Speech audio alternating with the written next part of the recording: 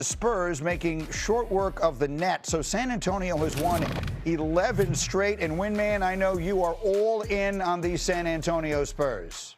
Yeah, for weeks I was saying, you know what, I don't know if they can win multiple playoff series when nobody on this team has won a playoff series together, a playoff game together. And then, Greeny, I just came to the conclusion, Victor Wembanyama is a generational player. You just don't hedge against generational players. Believe in what this team can do. I still think they probably need some seasoning. I still think Oklahoma City is the favorite to win the West, but I'm taking nothing off the table for the Spurs. Yeah, I heard you say it, and I loved it. And I want to bring Fortenbaugh, our betting expert, in on that, because as we look at San Antonio going down the stretch, what is the best bet surrounding them?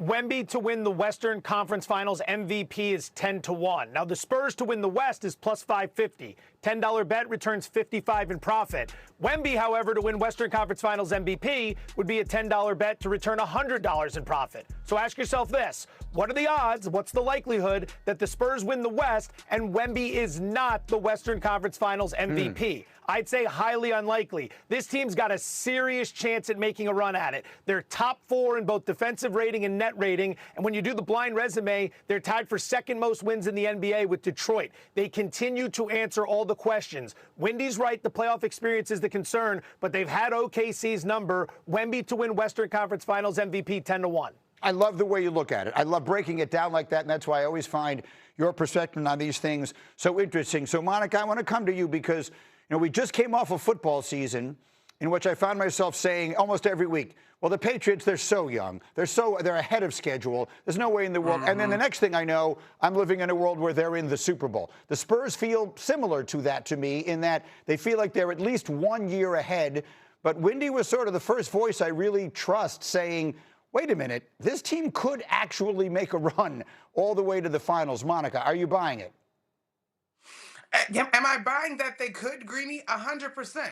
Right now, am I still out on the fact that they actually will? Yes. I love your analogy in terms of what the Patriots were able to achieve, but I have real concerns about the nature of a series for this group. I mean, we've seen, listen, the only, we'll put non-regular season around it experience that we've seen from the Spurs so far was what happened in Vegas when they lost to the Knicks in the NBA Cup. And I'm not saying that truly indicates big game and postseason, but everybody there, as you listen to those press conferences, acknowledged that that felt different and it was designed to simulate that experience. Now, is that experience enough to propel them through 3 series? I'm just not sold. Okay, I want to go to the next one as we go around the league last night. Kevin Durant, remember him? He scored 40 points last night, surpassing 32,000 for his career. Rockets beat Orlando. With that win, they move past Denver. They're now the 3 seed in the West. So it's OKC, then it's San Antonio, and then it's Houston. Monica, are they just being completely overlooked in all these conversations? The point guard thing, Greeny, it's a nightmare. Now, granted, last night they had a 16-point comeback. It was a compelling run. KD is hyped with Reed Shepherd. Like, it's a lot of great things happening for Houston. But you continue to watch this team falter in the clutch, which is sort of something that we talked about with the Lakers as well as we started the show, even though the Lakers actually have a decent clutch time record. I'm concerned about point guard play for them in the postseason. But do they have firepower, and can they look great behind KD? Yeah. Wendy, how about you? Yeah, so Houston's been really struggling recently. This was a great win because Orlando had actually been on fire. They were 6 of 6 of their last 8. But I agree with Monica. Like, when you get down to the end of close games, they have repeatedly demonstrated that they're going to struggle. That's pretty much the definition of what happens in the playoffs. They have a defense that can win multiple series. They do not have an offense in the Western Conference that, in my view, is set up for a long run. All right, so they're 3rd in the West. San Antonio, we talked about, they're 2nd in the West. Let's go to OKC because they're at the top. And to me, right this minute, this is the most interesting thing going on in the NBA. Shai Gilgeous-Alexander has been cleared to return from injury tonight. Windman, what does that mean for his chances of winning MVP? He is still my MVP. I think he's had a fabulous season. I think Oklahoma City is a just incredibly formidable opponent. I know they've lost some games recently, but Greeny, I have watched their guys 7, 8, 9, 10 on the roster blossom in this opportunity. I think Oklahoma City is still in great position, and I still have Shai as my number 1 there. Okay, so what you're looking at now are the odds to win NBA MVP. And what I want you to pay attention to is the very top of that. We talked yesterday about how Cade Cunningham was moving rapidly up the list because Nikola Jokic is basically at the threshold. He can only afford to miss one more game in order to play 66 for the season. You see, he's projected to play only 59. He would become eliminated from contention. With the news that SGA is coming back, now he projects to make it above the 65-game threshold. So Joe Fortenbaugh, for smart money, for people who bet on these things, how are they approaching the MVP race when you take into account the 65-game rule? Like this?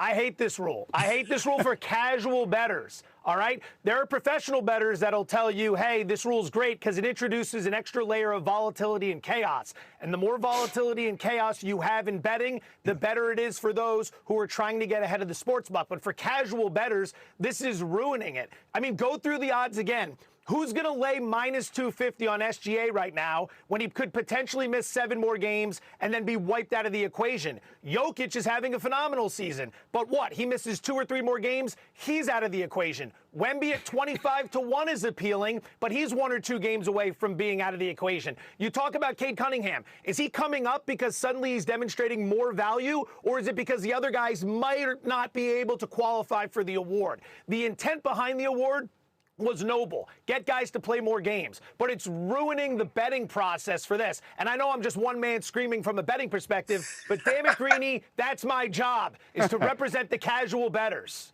Okay, I hear what you're saying. And maybe from a betting perspective, it makes it complicated.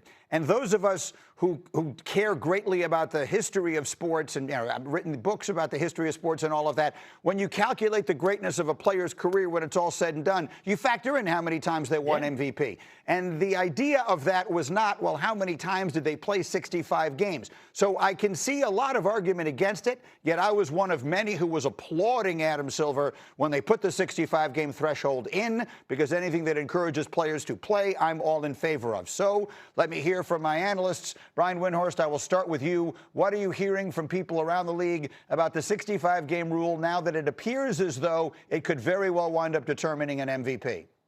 I think the league office likes it. And I think they're not going to take it away because I think they do believe it. This is what they're going to redo with the anti-tanking rules. They want to incentivize winning. They want to incentivize playing. Where I think you could potentially see some changes is finding ways to give players credit for like bonus games. Let me give you an example. Right now, Wembanyama gets 3 games because his team made the NBA Cup final. If you make the NBA Cup final, you get an extra game. What if you took part in the slam dunk contest or the three-point shootout, or even if you make the All-Star game, you get a bonus game, or they may find another place to do that. I think the NBA likes it, and I think there's definitely players over the last couple of years that have played games where they wouldn't have, and especially national television games, because they care about this rule, because the players have shown they do care about it. So you can complain about it, you can make a good point. I don't think it's going anywhere. How about you, Monica? What do you think? Well, I think, Greeny, when this conversation comes up, we got to go back to the impetus, right? Like, the issue was load management. If we didn't have that problem, which back in the day, you know, when everybody was rough and tumble, the old school NBA, less of an issue. But here we are. And so this was designed to mitigate it. And I think it's totally fine. Now, I will say this to Joe's point. I think it is a combination in terms of Cade Cunningham, both the rule and the guys ahead of him, but I also think this young man on his own is having an MVP caliber year. And be it that as it may, Detroit has not been as glamorous in terms of the history of both OKC and Denver being known entities as real contenders. I'm with you. I want to make it clear. None of what I'm saying is meant to diminish Cade Cunningham's candidacy for MVP. If he wins it, he's worthy of winning it. And then, in fact, I kind of hate the idea that some would look at it as he only won it because this guy didn't play enough games. It's a good topic. It's one I want to continue. In the meantime, there's one other thing, Windman. I want to let you have equal time here. So the other night, Windy was on SVP. And for those of us who know Brian and have followed him for years, we know that the big topic with him is always, well, where has he booked his hotel reservations for? And he came on the air and he said, I've booked hotel rooms in San Antonio for the finals. And I went, oh, my goodness, Windy is buying in. So that came up yesterday. And then Jay Williams had to ruin it by jumping in and saying this. What Brian didn't tell you is he also has hotel reservations in Denver and OKC as well. Okay? Yeah. He hedged his bet. You're saying he's multi-booking? Yes, 1,000. He's not lying. Hedged his bet. You want to see a copy of the reservation? Yes, I do. He's picking the Spurs. They were one of 3 teams that made the 40-20 rule. Yep. So, Brian, I will give you equal time. He's suggesting that you are actually, what's the word here, multi-booking? I'm not sure what the term is. What can you say? Yes, of course. I've always done this. I basically, when you reach the point where I think you can make the finals, I book the hotel. I booked Oklahoma City in November. I also have restaurant reservations. If you're going to want a table at the best steakhouse on the best nights in the finals in Oklahoma City, I got the reservations. I do not have any restaurant reservations in San Antonio yet. I also do not have reservations in Denver. I have them in 3 places. Oklahoma City, which I've had since November. San Antonio, which for the truth, Greeny, I booked it like 2 weeks ago. I just didn't feel like I wanted to say it publicly until on SVP the other night. I've had it for a while. And I booked Boston, and that's an asterisk because the World Cup is in Boston, and I know that's in Foxborough, I know, but the South Americans and the Europeans are going to book in Boston. And so part of it is a hedge on Jason Tatum, but part of it is because I want the hotel that I want, and all the South Americans are going to come in there when their team gets in there. So that's my list. It could expand more, but I'll tell you one thing right now. I have currently no plans to make any others. There's no team on the edge. I've researched Detroit. I've researched where to go in Detroit, but I am not yet at all close to actually booking anything. So, McNutt, basically what he's saying is if the Knicks make the finals, he's either staying in my house or your house. All right. Basically, yeah. He said, Windman, I got a bedroom for you. We got no problem. We'll be all set up. When the Knicks make the finals and shock the world, Windy will be staying over at Shea Greeny. All right, we'll take a short time.